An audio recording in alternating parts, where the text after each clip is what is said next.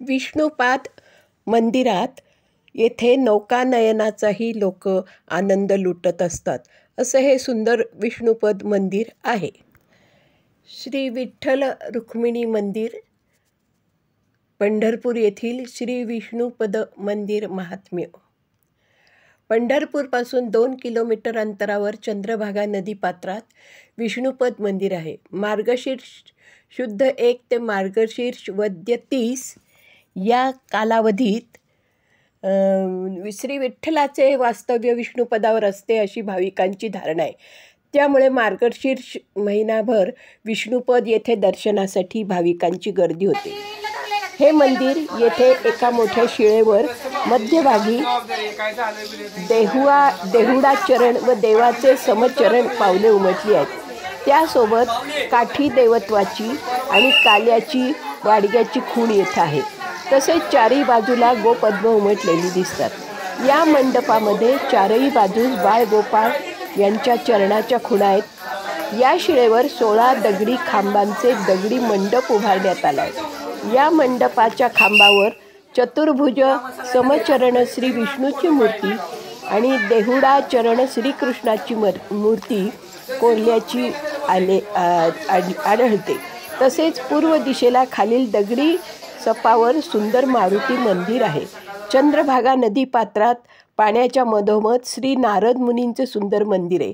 श्री विठ्ठलाने आपल्या सवंगडी व गायीसह क्रीडा केल्या व भोजन केले तेव्हा इथं देवाची आणि गायीची पावले उमटली. श्री विठ्ठल हे विष्णूचे अवतार आहेत. इथं उमटलेल्या पावलांमुळे या ठिकाणाला विष्णुपद असे नाव मिळाले.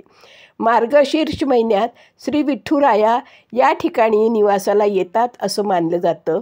त्यामुळे मार्गशीर्ष महिन्यात या ठिकाणी भाविकांनी दर्शनासाठी गर्दी केलेली आपल्याला आढळते.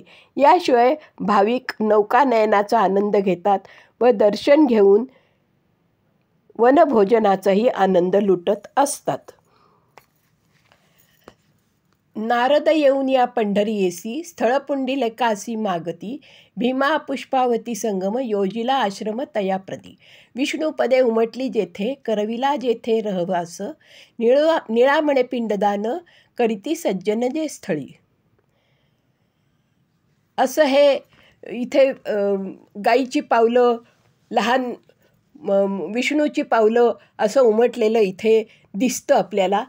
त्या मंदिरात हे सगळं बघायला अलोट गर्दी अशी या मार्गशीर्ष महिन्यात चालू असते. लोक येतात आणि हे बघत असतात. येथे विठ्ठल रुक्मिणी मंदिर आहे. धन्य पुंडलिका बहु बरे केले असं ते याच्यावर लिहिलेलं आहे. जेथे वाजविला धेनू वेणू शुद्ध, म्हणोनी म्हणती वेणुनाद, सकळिक देव आले ते भोवती राहिले. असं इथे जागोजागी भिंतीवर कोरलेलं आहे. मधोमध नदीच्या मधोमध श्री नारद मुनींची मूर्ती आहे. ती मूर्ती तिथं पाण्यातच ती मूर्तीचं देऊळ बांधलेलं आहे. नंतर तिथे विष्णूचं मंदिर आहे. विष्णूची मूर्ती तिथे स्थापन केलेली आहे. नंतर विष्णू आणि श्रीकृष्ण अशा रीतीने तिथे दोन्हीची आपल्याला चित्र किंवा फोटो तिथे आपल्याला दिसतात. नंतर रांजणासारखं तिथे जे झालेलं आहे त्याच्यात पक्ष्यांची ये जा चालू असते. पक्ष्यांनी तिथे घरटी केलेली आहे व ते दृश्य अतिशय आपल्याला बघायला मिळते. ते दृश्य बघून छान मनाला असं प्रसन्न वाटतं. असं हे पंढरपूरचं विष्णुपाद मंदिर आहे.